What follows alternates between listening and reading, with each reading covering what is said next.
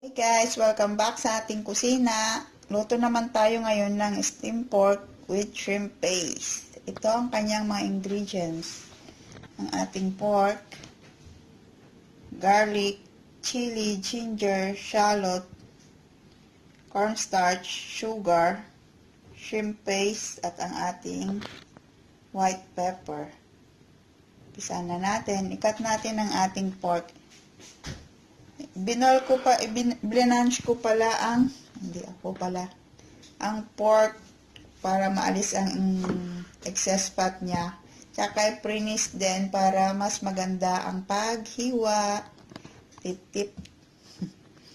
Huwain na natin. Huwain natin ng manipis.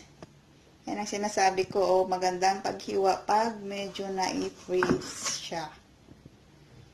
Charot. Ayan na, marinate na natin. Lagay lang natin lahat ng ingredients niya. Sobrang dali lang to mga amigas. Sobrang dali.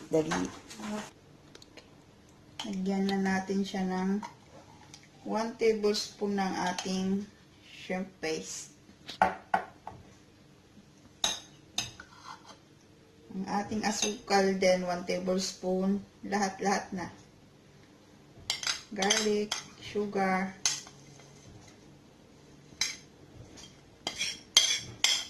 etc.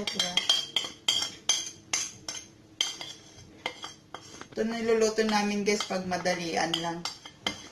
Pag gutom na gutom ng aming amo. Ang ating white pepper. Haluin lang natin. Tsaka natin i-steam ng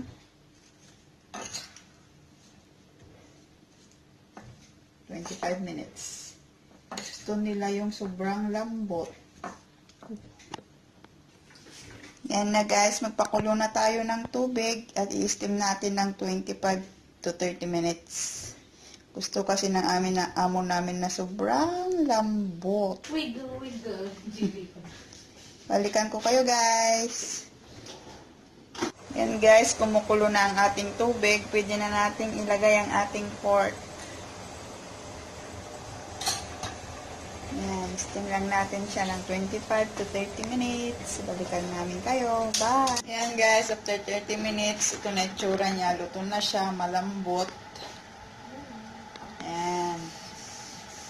Parang ano to, Chinese style ng pork binagoongan sa atin.